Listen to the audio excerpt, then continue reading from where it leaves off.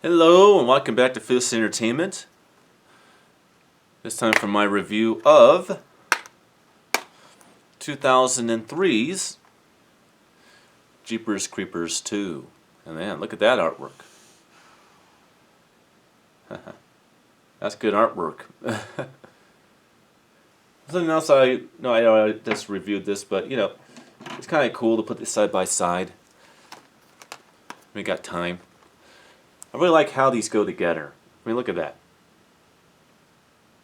Really nice how they go together, huh? They look like a set. Alright, well, like we like to do with these Scream Factory releases, that's the new artwork. I would say that I was always disappointed with the artwork that they originally had for this movie. This, right here, this right here is the original artwork. Look how dumb that is. You have this shit right here.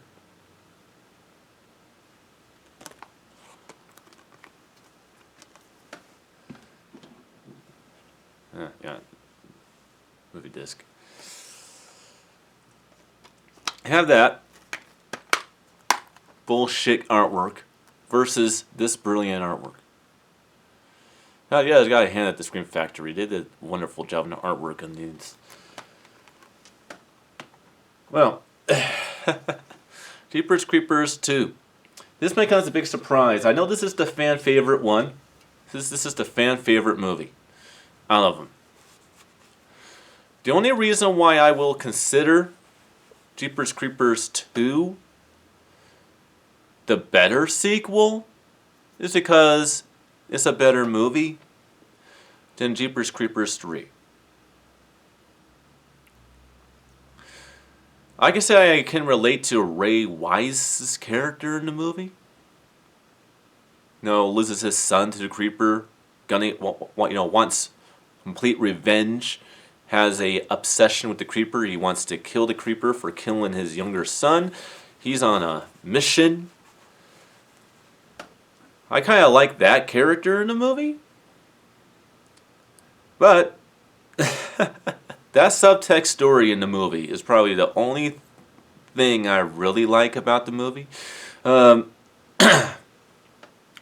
don't like this movie that much. I'll be very, very honest with you. I did not like this movie this much. You guys that follow this channel, you guys know how I feel about cliches towards society.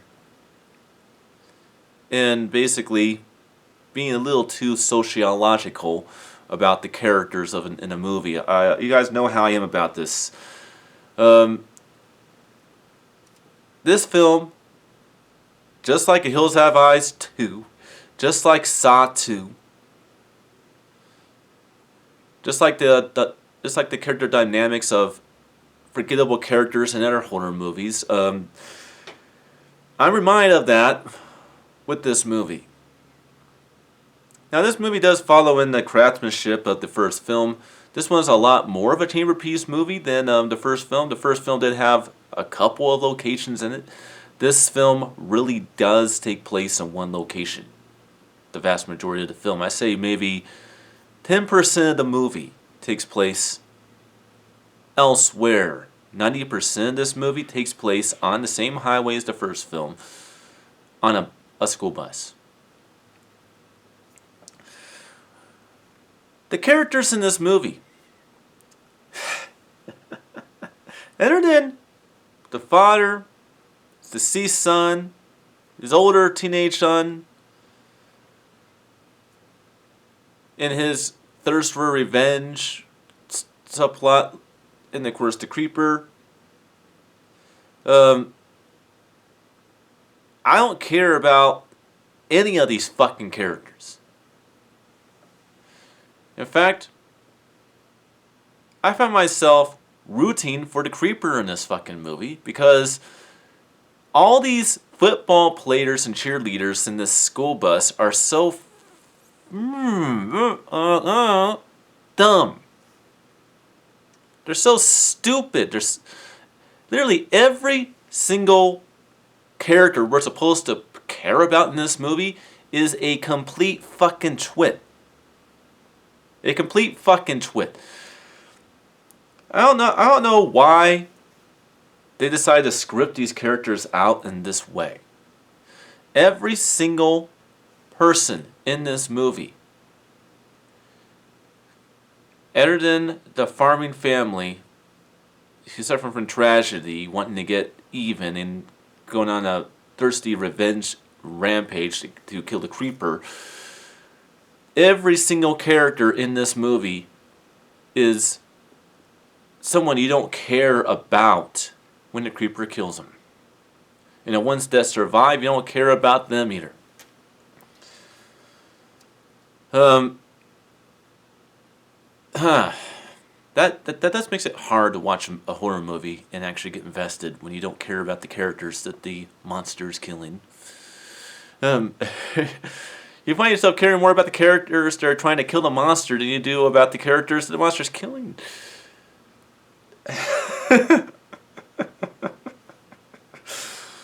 But that said, there are some good things to say about this movie. Like, for example, I do like the visual effects. I do like I definitely like Creeper in this movie. The Creeper is a lot more character driven in this movie than he was in the first one. Didn't have a whole lot to do in the first movie. He has a lot more to do in this one, let's say. And we're coming up on almost 10 minutes, so let's go into the plot of the film. And this plot is so ridiculously easy to go through that I can do it in less than a paragraph. That's how organic this movie is. It's funny. I'm laughing with hysterity.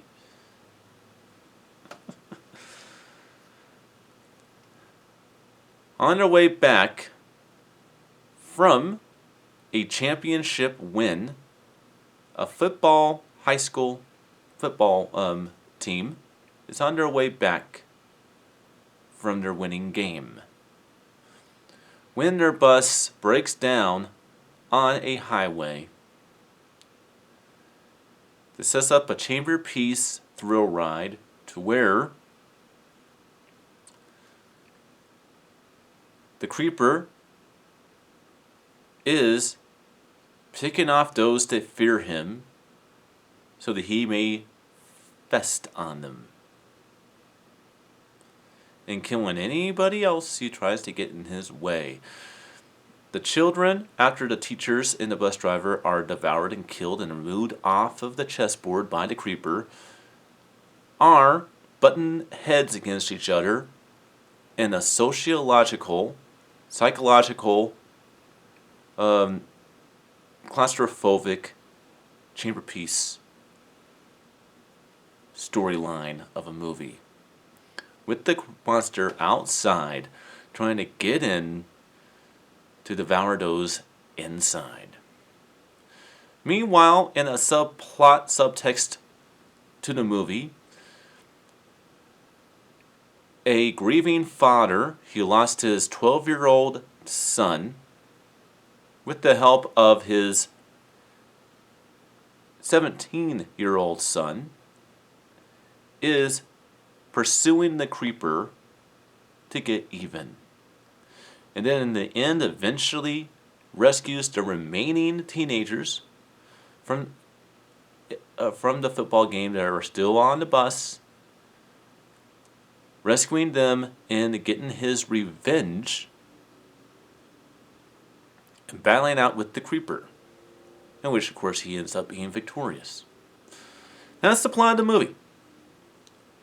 That didn't take all that much, and maybe a couple of paragraphs, maybe 2.5 paragraphs to describe the plot. A whole lot easier.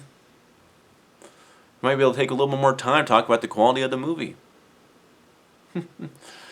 This was the first one I watched with the new configuration of sound, to where everything's in front of me, with the surrounds being height speakers and all that stuff, but you can still hear the good surround effects on this all the same. And I would say, not as good as the first movie.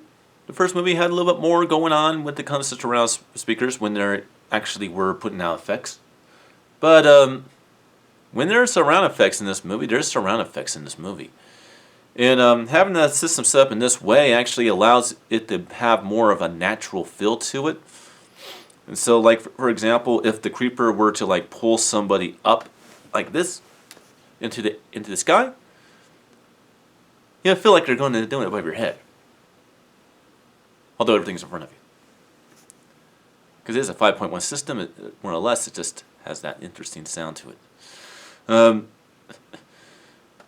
Maybe in a future video, I doubt I will do this. I really do. I very much doubt this will actually happen, but maybe I'll hint out in some movie review, or maybe I will do a video of it.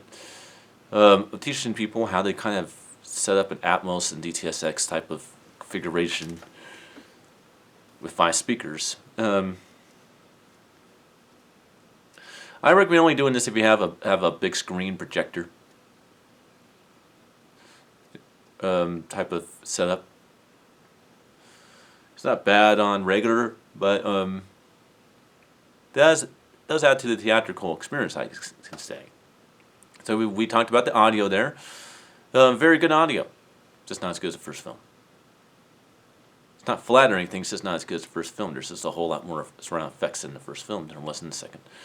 But pretty solid DTS HD Master audio track. Video. One thing I've always never liked about this video is this is the type of film that cannot decide what it wants to be. Does it want to be a very vivid, colorful movie? Or does it want to be more of a warmer, more gothic looking, color temperatured movie? It kind of goes back and forth between the two. A little too often in this movie that it can't decide what it wants to be. But like with Scream Factory's releases, this one looks pretty freaking good theatrically. Like I said, that's what I love about Scream Factory. They really do restore it. And I'll tell you exactly how they restore these movies to make them look so good. No matter how you watch them. It's because they remix the sound from the original negatives of the actual movie sound, which is why the sound usually turns out being really good. And as for the picture, they take it actually from the original elements, the original picture elements of the movie, and restore it from that. Which is not something that a lot of studios do. A lot of studios will take whatever the current HD master is, or current digital remastered version of the movie is, and then this kind of upgrade it from that and do kind of what's called a cheap job. Scream Factory actually goes back to the original fucking negative of the movie. A print of the movie that has not been tampered with at all, and then remaster it from that and restore it, give it all this pizzazz. And then it turns out looking really, really good. And that's certainly the case with both the Jeepers Creepers films. They're actually good. As obviously the third one isn't. We will be reviewing that just for continuity purposes. That film, unlike Candyman 3, is not insanely bad that I can't watch it. It's just not all that good. In my opinion, Jeepers Creepers 3 should be called Jeepers Creepers 1.5. Because it's pretty much the sequel to the first movie and the prequel to the second. And that's the part of the rant I will actually be doing. And you'll understand it. You'll be like, huh. When I get to that. But that's my views on 2003's Jeepers Creepers 2. Hope you enjoyed. As always, like this video, share it. Give me a like, give me a dislike. If you don't like the video, comment below if you like. Share this video with friends on your Facebook. Or no, nothing at all. I'm just doing this because I enjoy reviewing movies. And I will see you guys next time for my review of the really poor excuse Jeepers Creepers 3. Until then.